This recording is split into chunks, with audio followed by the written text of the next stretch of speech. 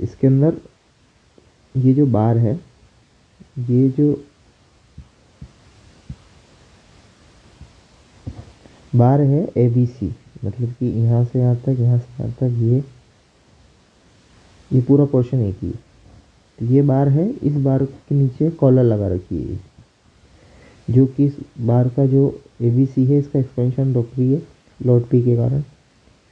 तो अगर ये कॉलर है और इधर से भी इन्होंने रिस्टेंड कर रखा है, नीचे से रिस्टेंड कर रखा है, वी लोड के कारण तो ये एक्सपेंड होगा, पर इसको रोकेगा कौन?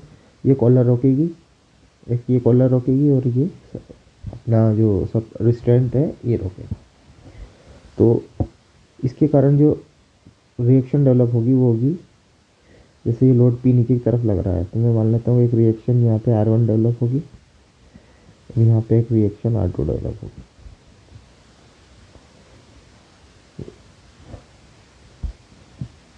ठीक है, अब ये बोल रहा है कि हमको निकालना है टोटल जो इलोंगेशन है बार के अंदर, ABC के अंदर जो टोटल इलोंगेशन है हमको निकालना है। अब BC मतलब कि B से C तो लोड P के कारण बिना किसी रोकटेक के इलोंगेट करेगा, पर जो बार AB है, AB को जो है कॉलर रोक रही है, तो मतलब कि इसमें रिएक्शन का इफेक्ट भी आएगा। तो हमको क्या करना है, सबसे पहले ये रिएक्शन का इफेक्ट निकालना है, उसके बाद में फिर अपन सिंपल फार्मूला लगा के टोटल इलोंगेशन लगा देंगे, निकाल देंगे। अब देखो A से D तक रिस्टेंट है, रिस्टेंट है इसका मतलब ये है कि A से D तक जो भी डिफ्लेक्शन होगा वो क्या होगा, मेरा ज़ीरो होगा। तो सबसे पहले यही इक्वेशन यूज़ करते हैं। उससे पहले अपन ये लिख लेते हैं कि जैसे ये लोड P नीचे लग रहा है, R1 R2 ऊपर लग रही है, तो R1 प्लस R2 तो मेरी होगी लोड P के बराबर। दूसरी कंडीशन क्या है, कंपेटिबिलिटी इक्वेशन लिखूँ तो मैं डेल्टा नेट A से लेके D तक, A से लेके D तक जो डेल्टा नेट होगा वो होगा मेरा ज़ीरो। A से लेके D तक जो डेल्टा नेट होगा वो होगा डेल्टा AB और डेल्टा BD के इक्वल। अब सबसे पहले क्या करना, AB के ऊपर कितनी रिएक्शन आ रही है, जैसे मेरा ये पार्ट है AB,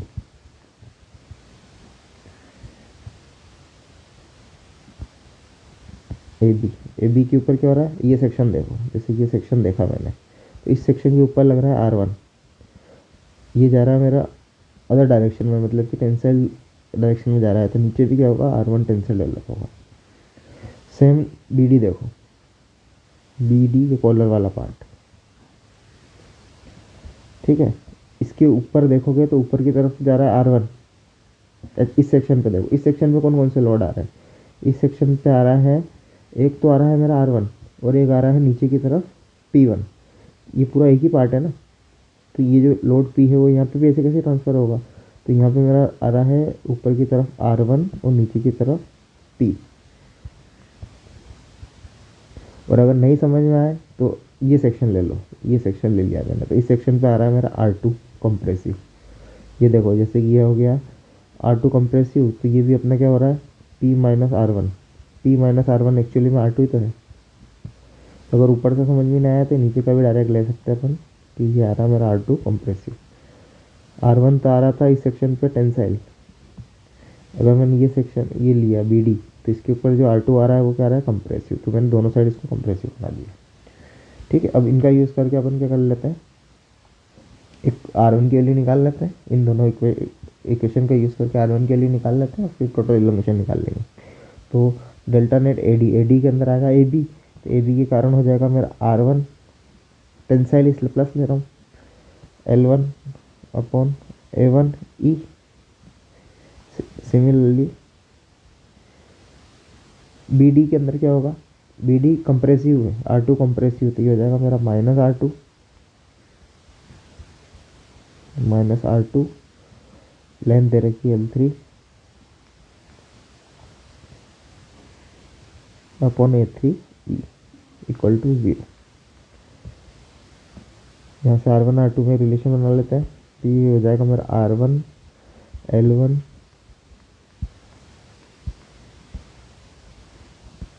upon A1E equal to R2 L3 upon A3E। E से ई तो कैंसिल कर दो, यहाँ से अगर मैं R2 की वैल्यू निकाल लूँ तो R2 की वैल्यू आएगी R1 L1 upon A1 into A3 upon L3। ये मेरी R2 की वैल्यू आ गई। यहाँ से अपन इसको इसमें पुट कर देते हैं, तो ये हो जाएगा मेरा R1 plus R1L A3 upon A1L3 equal to P हो जाएगा। तो यहाँ से अगर मैं R1 के लिए निकालूँ हो जाएगी P upon 1 plus A3L1 upon A1L3। ये मेरी R1 के लिए आ गई। इस वैल्यू पुट कर देते हैं। P है अपने पास 40, 1 प्लस A3 दे रखा है 320 इंटू L1 दे रखा है 250 डिवाइडेड बाय A1L3। A1 दे रखा है 960 और L3 दे रखा है अपने को, ये है 2L3 है, तो L3 निकालेंगे तो हो जाएगा 250 बाई 125। ये जाएगा मेरा 125। इसको सॉल्व कर लेते हैं तो R1 के लिए आ रही है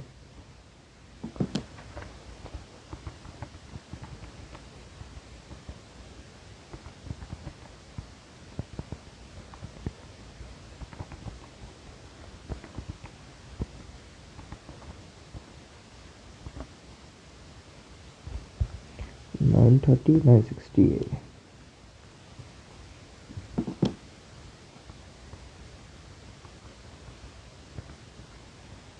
ये आ रही भाई 24,000 न्यूटन्स।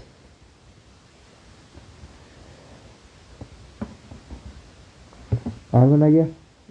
R1 आ गया तो ऑलमोस्ट अपना प्रॉब्लम सॉल्व हो गई। अपने को R2 निकालने की ज़रूरत ही नहीं है। क्यों नहीं ज़रूरत है? अपने को क्या पूछ रहा है? डेल्टा AC पूछ रहा है, total elongation in A to C। तो अगर मैं total elongation from delta A to C मानूँ तो वो मेरा हो जाएगा delta A to B plus delta B to C। A to B का FBD अपन ने बना लिया। ये है AB एलोंगेट हो रहा है रिएक्शन R1 के कारण, ठीक है। और अगर A से D पूछा है बार का, A से C, तो ये मेरा बार। तब मैं निकालूंगा AB प्लस BC। तो BC जो हो रहा है, अगर मैं BC का FBD बनाता हूँ तो यहाँ पे P आ रहा है तो ऊपर भी आएगा, P आएगा, ठीक है। तो जो AB तो इलोंगेट हो रहा है R1 के कारण और BC जो इलोंगेट हो रहा है वो हो रहा है लोड P के कारण। तो इसमें डायरेक्ट इलोंगेशन ही है, तो टेंसाइल फोर्स ही आ रहा है अपने पास।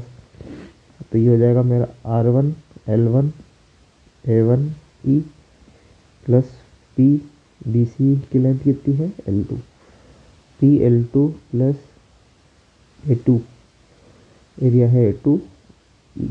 वैल्यू पुट कर देते हैं। R1 की वैल्यू है 24,000 इंटू L1 है 250 divided by A1 960 into 2 into 10⁵ plus P load P की वैल्यू है 40 इंटू 10⁵। L2 है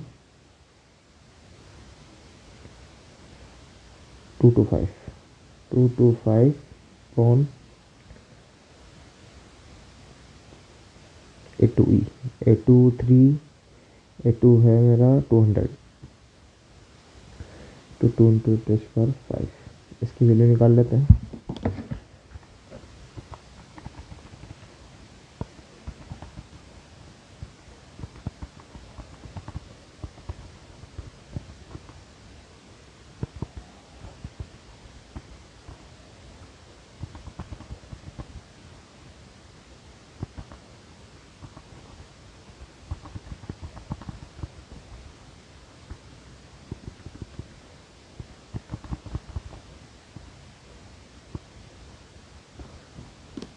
ये मेरी निकल के आ रही है 0.256 mm,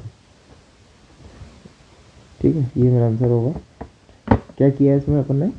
ये पूरा एक ABC बार था जिसको ये कॉलर BD रोक के रखी थी, ठीक है।